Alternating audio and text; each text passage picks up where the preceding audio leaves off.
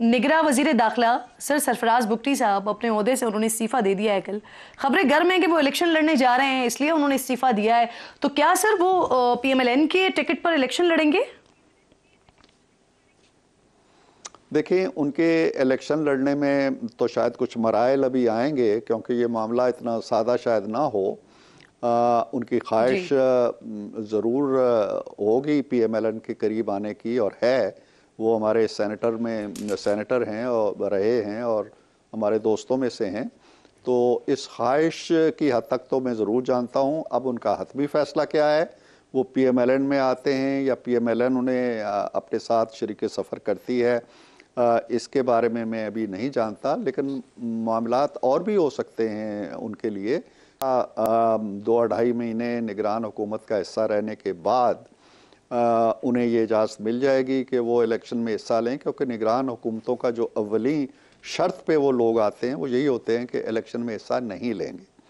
तो अब हो सकता है कि चूँकि वो शेड्यूल से पहले मुस्ताफ़ी हो गए हैं, तो उन पे ये कानून आता है या नहीं आता है, ये कि लीगल क्वेश्चन ज़रूर पैदा होगा। और अगर सर वो चाहते हैं कि पीएमएलएन में आए और अगर कोई लीगल इशू भी नहीं होता है, तो फिर पीएमएलएन उन्हें टिकट देगी सर?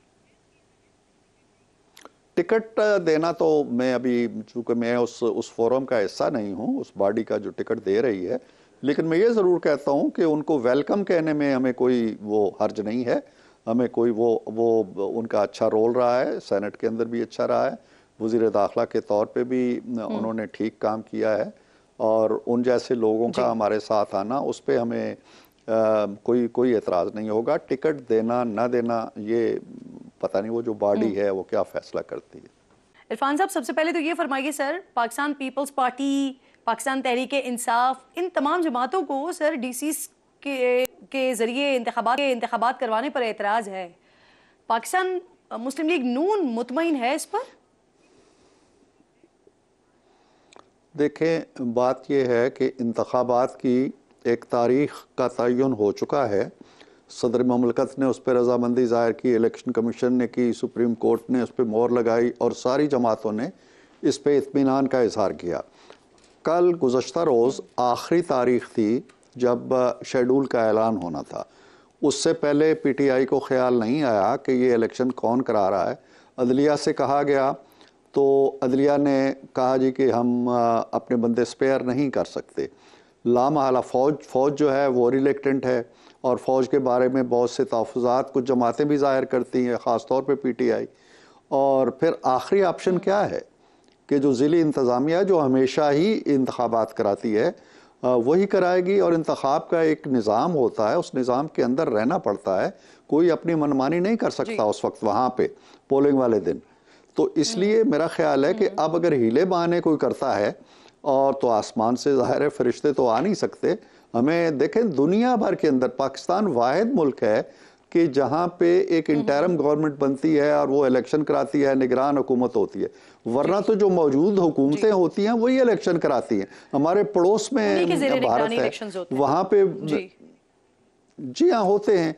तो हम नाज नखरे ही करते रहते हैं और मुतमईन नहीं होते, और उसकी वजह ये होती है कि हमें दरअसल अपने ऊपर यकीन नहीं होता। आप यकीन करें, अगर आप आवाम के साथ आपके साथ हैं तो आपको कोई मसला नहीं। इरफान साहब, वैसे अगर आप उनके रीजंस देखते हैं तो वो थोड़े से वैलिड भी नजर आते हैं। अब तहरीक इंसाफ के एतराज़ात जो हैं वो ये हैं कि इंतजामिया उनके साथ अच्छा सलूक नहीं कर रही है, अदालतें उनको रिहा करती हैं, डीसीज उन्हें गिरफ्तार करवा देते हैं, फिर उनके मातहत इलेक्शन हो तो फिर तो सवाल उठाने का जवाब पहले से पैदा हो रहा है ना सर? देखें, ये कोई आज हो रहा है? हमारे जो इलेक्शन होते रहे हैं वो कौन कराता रहा है? जब अदलिया ने कराए थे और खान साहब ने मुतालबा किया था 2013 में, तो फिर आरओ का इलेक्शन और कभी किसी का इलेक्शन कह के उन्होंने तहरीक चलाई उसके खिलाफ। 2018 में ये इंतज़ामिया वाले थे, अदलिया ने कहा जी कि अब हम नहीं देते, आप फेयर इलेक्शन कराएं। यही लोग थे ना, डिस्ट्रिक्ट एडमिनिस्ट्रेशन थी ना 2018 में, किसने इलेक्शन कराए थे? तो इसलिए मैं ये कहता हूँ कि इस तरह के बहाने न तराशें। कोई, जब अदलिया नहीं आ रही, जब फौज नहीं आ रही, जब इंतजामिया नहीं आ रही, तो फिर कौन इलेक्शन कराएगा? या तो इसका कोई हल बताएं। ये कहना कि जी उन्होंने अपने फ़राइज़, देखें, एक डिस्ट्रिक्ट मैनेजमेंट का जो अफसर है वो अपने उस हैसियत के अंदर अमन व अमान का मसला भी तय करेगा, जब उसको कोई और फरीजा सौंपा जाएगा तो हम तवक्को रखते हैं कि वो ईमानदारी के साथ वो फरीजा भी सर अंजाम देगा। ये कोई दलील तावील नहीं है। और जवाज ये है कि जी हमें ये बेईमानी हो जाएगी, तो फिर कोई हल बता दें कि जी हम पीटीआई के जो वर्कर्स हैं उनको बिठा दें पोलिंग स्टेशनों पे, क्या करें हम।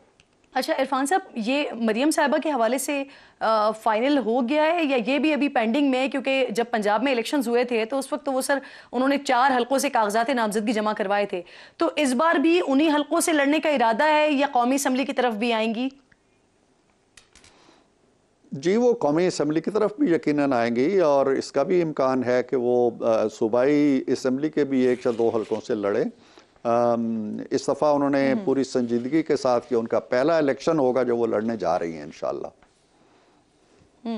ठीक ठीक है। अच्छा, आप कह रहे हैं कि कौमी असम्बली से भी और सूबाई असम्बली से, दोनों तरफ से आप कह रहे हैं कि उनका वो लड़ सकते हैं इलेक्शन। सर ये फरमाइए, सुप्रीम कोर्ट के फैसले के बाद इलेक्शन प्रोग्राम आ गया, लेकिन सर नून लीग का मैनिफेस्टो, नून लीग का बयानिया, ये क्या होगा ये तय नहीं हो सका।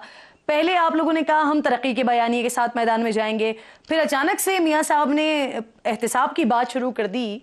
सर इस तब्दीली की कोई खास वजह है बैकग्राउंड में?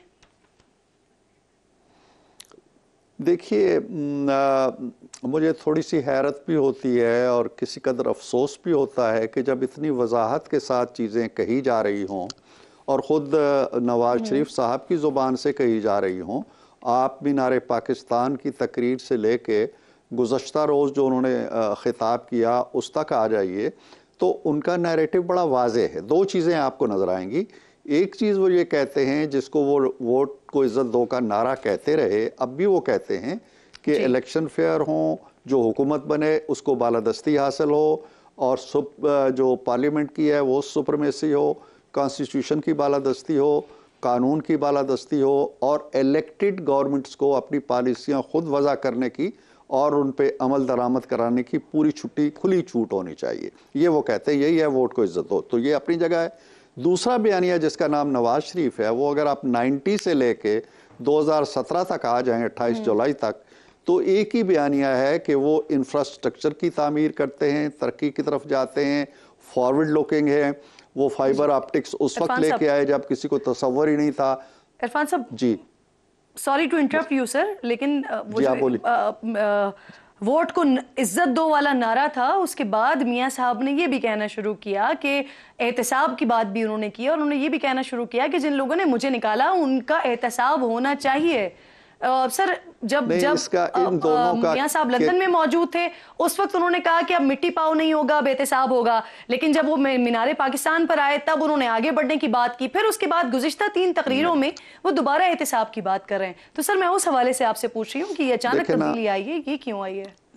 जी मैं वजाहत कर रहा हूँ, अगर आप मुझे टाइम दें थोड़ा सा, कि कोई तब्दीली नहीं आई। अगर वो वहाँ कहते थे कि मिट्टी नहीं डाली जा सकती और वो यहाँ आके कहते हैं कि वो चेहरे ज़रूर बेनकाब होने चाहिए, तो कहाँ तजाद आया है या कहाँ तब्दीली आई है? अगर वो ये कहते रहे हैं आप अगर मीनार पाकिस्तान की बात कर रही हैं कि जब उन्होंने कहा जी कि पास जो है उसको हम छोड़ने के लिए तैयार हैं, लेकिन उसी तकरीर में उन्होंने कहा था और 2 दफ़ा तकरार के साथ कहा था कि अगर हम ये बातें नहीं छोड़ेंगे जो माजी में हमारे लिए तकलीफ़ का बायस बनी मुल्क के लिए, और फिर कहा कि मेरी बात सुने, मैं दोबारा कहता हूँ, अगर वो तर्ज अमल जारी रहा, वो तर्ज अमल क्या था? वोट की तौहीन का, वोट की बेइज्जती का, इलेक्टेड लोगों को हुकूमत ना करने देने का, तो ये मुल्क आगे नहीं बढ़ेगा। ये है उनका मुस्तकिल नैरेटिव। इससे ना वो दाएं गए हैं, ना वो बाएं गए हैं और ना वो जाएंगे। आज भी वो वोट की इज्जत को अगर वो उन लफ्ज़ों के बजाय ज़्यादा वजाहत के साथ कह रहे हैं, तो उसका मतलब यही है कि कौम और मुल्क को आगे लेके जाना है तो सबको मिलके चलना होगा और आईन और कानून के मुताबिक चलना होगा। उससे हटेंगे तो मुल्क फिर अफरा तफरी का शिकार होगा।